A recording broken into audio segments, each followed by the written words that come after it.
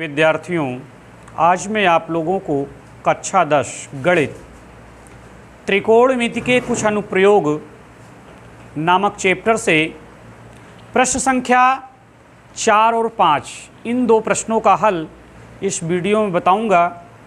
इससे कि पहली वीडियो हमने आप लोगों को प्रश्न संख्या 1, 2 और 3 के संदर्भ में बताया था। देखिए, ये त्रिकोणमिति के कुछ अनुप्रयोग का मतलब हमने आपको बताया था कि ऊंचाई दूरी के प्रश्न हैं। तो ऊंचाई दूरी के जो प्रश्न होते हैं वो त्रिकोणमिति के नियमों पर आधारित होते हैं। तो इन प्रश्नों को वही व्यक्ति आसानी से हल कर पाएगा जो प्रश्न को बाकायदा इसको पढ़ेगा, समझेगा और प्रश्न को पढ़ कर चित्र निर्माण कर लेगा। वही त्रिकोणमिति के अनुप्रयोग से संबंधित प्रश्नों को हल कर पाएगा। तो हमने आप लोगों को प्रश्न संख्या 1, 2 और 3 के माध्यम से प्रश्न को पढ़ने, तत्पश्चात उससे संबंधित चित्र बनाने, फिर उसका हिंदी रूपांतरण लिखने और उस पर समीकरण बनाने की प्रक्रिया हमने आप लोगों को बताया। आज प्रश्न संख्या 4 और 5 इन दो प्रश्नों के माध्यम से भी आपको समझाने का मैं प्रयास करूँगा। देखिए, प्रश्न दिया है कि भूमि के एक बिंदु से कामा जो मीनार के पाद बिंदु से 30 मीटर की दूरी पर है, यदि मीनार के शिखर का उन्नयन कोण 30 अंश है तो मीनार की ऊंचाई ज्ञात कीजिए। तो देखिए, इस प्रश्न को हम लोग बड़े आसानी से हल कर लेंगे यदि हम चित्र बनाने में सफल रहे तो। और चित्र हम तभी बनाने में सफल होंगे जब प्रश्न में लिखे हुए एक एक शब्द पर हम गौर करेंगे तब। जैसे कह रहा कि भूमि के एक बिंदु से, अर्थात हमें सर्वप्रथम भूमि पर एक बिंदु रख लेना चाहिए। तो मान लीजिए ये हमारी भूमि है और हमने भूमि पर एक बिंदु यहाँ पर ऐसे रख लिया। अब इस बिंदु का नाम आप कुछ दे सकते हैं, A, B, C, D, कुछ भी ABCD के अक्षरों में आप दे दें। तो हमने इसका नाम दे दिया B। क्या नाम दे दिया? B। कि माना भूमि पर स्थित एक बिंदु B है। तो अर्थात देखिए कि भूमि के एक बिंदु से, यानी इतना कार्य मैंने कर लिया। अब आगे कह रहा कि उस बिंदु से जो मीनार के पाद बिंदु से 30 मीटर की दूरी पर है, मीनार के पाद बिंदु से, अर्थात अब इस बिंदु से कुछ दूरी पर एक मीनार खड़ी है। तो हम इस बिंदु से कुछ दूरी पर ऐसे हम एक मीनार खड़ी कर देते हैं और इस मीनार का नाम हम AC मान लेते हैं। क्या मान लेते हैं? AC। तो कह रहा है कि जो शब्द का प्रयोग किसके लिए हुआ है? उस बिंदु के लिए। जो भूमि पर स्थित एक बिंदु है उसी बिंदु के लिए जो शब्द का प्रयोग हुआ है। जो मीनार के, जो माने कौन? बिंदु जो है मीनार के पाद बिंदु से, तो अर्थात देखिए ये AC एक मीनार हो गई और मीनार का पाद बिंदु कौन हो गया? C और मीनार का शिखर क्या हो गया? A। तो जो मीनार के पाद बिंदु से 30 मीटर की दूरी पर है। अब सवाल यहाँ पर उठता है कि मीनार के पाद बिंदु से 30 मीटर की दूरी पर है कौन? तो उत्तर आता है जो।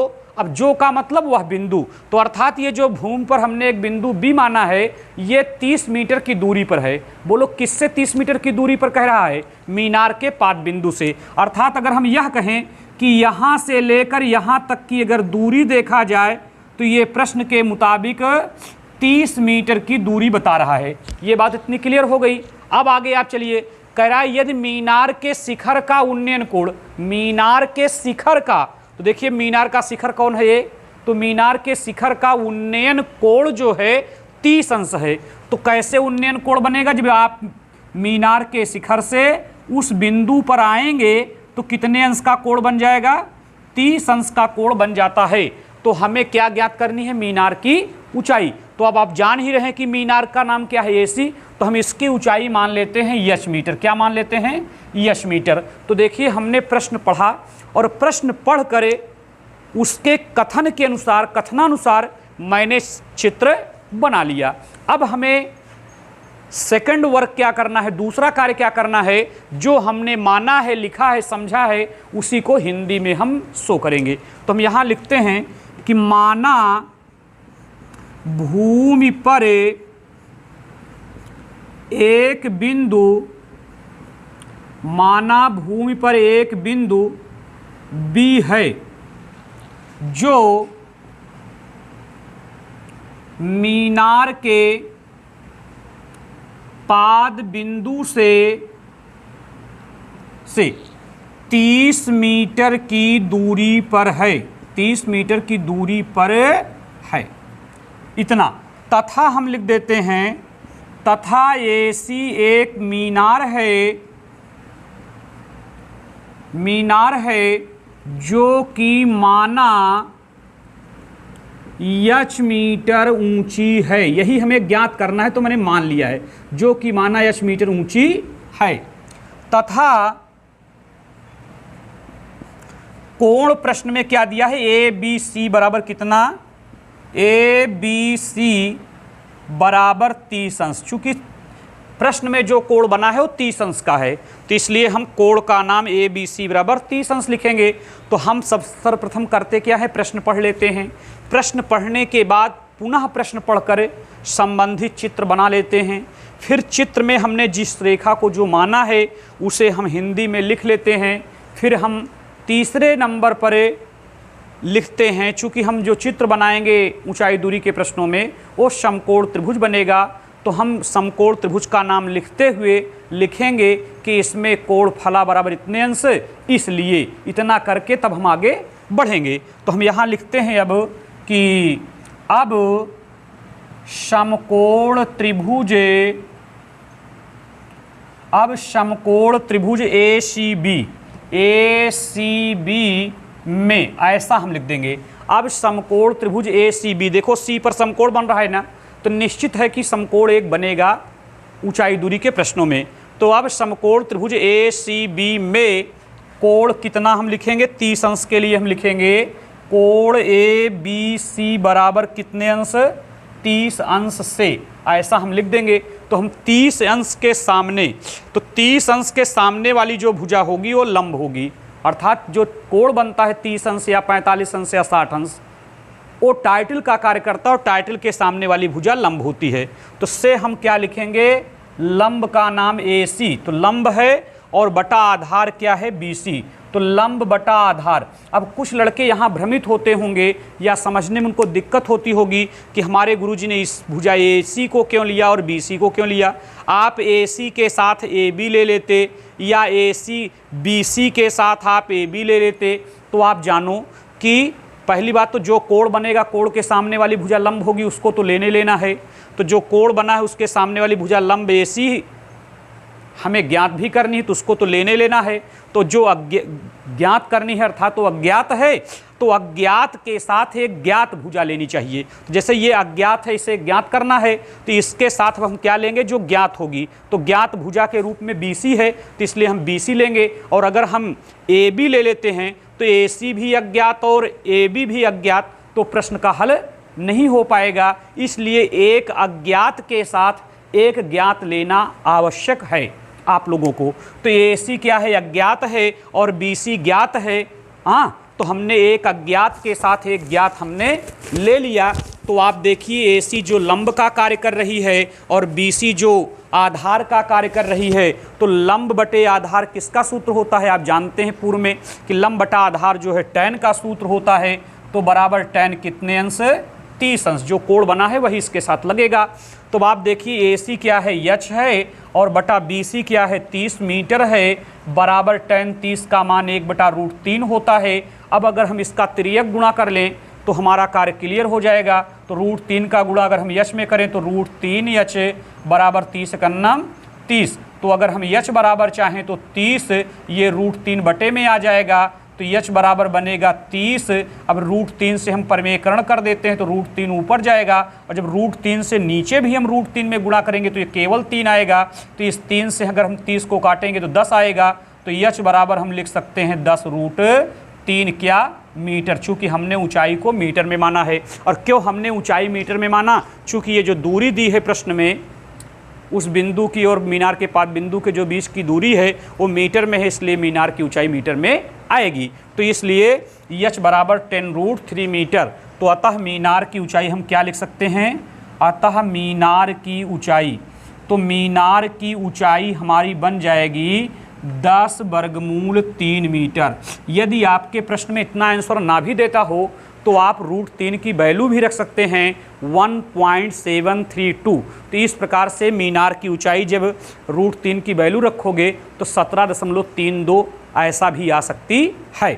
तो आप चाहें तो कर सकते हैं, नहीं तो यही आपका आंसर आएगा। आइए हम लोग प्रश्न संख्या 5 को समझते हैं। देखिए इसी तरह प्रश्न संख्या 5 का भी हल होगा।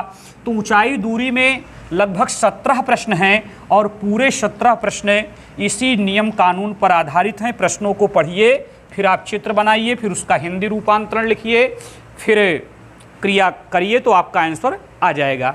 देखिए कह रहा कि भूमि से 60 मीटर की ऊंचाई पर, आप ध्यान दीजिए, कह रहा कि भूमि से 60 मीटर की ऊंचाई पर, मान लीजिए ये हमारी एक भूमि है, तो हम भूमि पर कोई एक बिंदु मान लेते हैं इस प्रश्न के हल के लिए।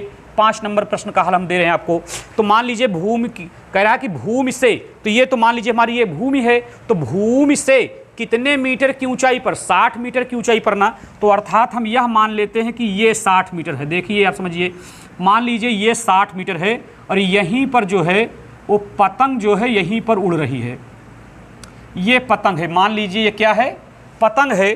तो भूमि से 60 मीटर की ऊंचाई पर पतंग उड़ रही है, तो इसका नामकरण हम कर देते हैं ए बी, और इसको हम मान लेते हैं कितने मीटर, 60 मीटर। माने भूमि से 60 मीटर की ऊंचाई पर पतंग उड़ रही है, तो हमने भूमि से 60 मीटर की ऊंचाई पर एक पतंग निर्माण कर दिया और इसकी ऊंचाई हमने क्या मान लिया, 60 मीटर। अच्छा आगे चलिए, अब ऊंचाई पर उड़ रही है, पतंग में लगी डोरी को, अब देखिए पतंग में डोरी लगी है ना, अब आप ये समझिए कि पतंग तो आप उड़ाते हुए या स्वयं पतंग को किसी के द्वारा उड़ाते हुए आपने देखा होगा कि जैसे मान लीजिए हम यहीं पर खड़े हैं, तो वैसे हम अगर डोरी उसकी चलाएंगे तो अर्थात जो पतंग की डोरी होती है वो कर्ण का कार्य करती है, कर्ण की तरह होती है। तो अर्थात जैसे यहाँ भूमि है और ये भूमि से 60 मीटर की ऊंचाई पर उड़ रही है, तो आप यह जानिए कि जो उड़ाने वाला व्यक्ति है वो यहाँ पर स्थित नहीं है, वो कहाँ पर स्थित है, यहाँ पर स्थित है। यहाँ से वो पतंग उड़ा रहा है डोरी के माध्यम से।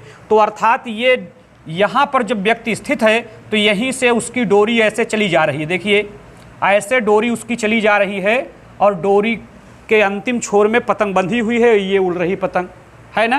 और यह मानकर चलिए कि डोरी में कोई झोल नहीं है, तनिक भी डोरी ढीली नहीं है। यहाँ लिखा हुआ है कि पतंग में लगी डोरी को अस्थायी रूप से भूमि के एक बिंदु से बांध दिया गया है। तो मान लीजिए भूमि पर स्थित एक बिंदु हम क्या मान लेते हैं, सी। इसी सी बिंदु पर डोरी को बांध दिया गया और देखिए पतंग उड़ रही है और भूमि से कितने मीटर की ऊंचाई पर उड़ रही है, 60 मीटर की ऊंचाई पर।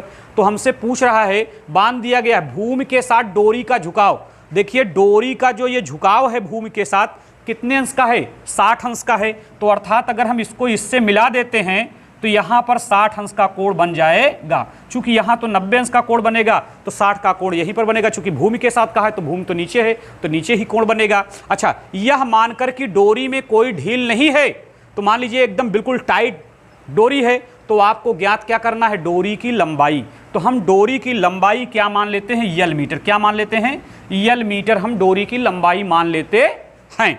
तो इस प्रश्न को पढ़ कर देखिए हमने चित्र बना लिया, जैसे प्रश्न कह रहा था उसी अनुसार मैंने चित्र बना लिया। अब हमें क्या करना चाहिए कि इसका हिंदी रूपांतरण, अर्थात हमने जो रेखा खींची है किसको मैंने क्या माना है उसको लिखना चाहिए हमें। तो हम लिखते हैं कि माना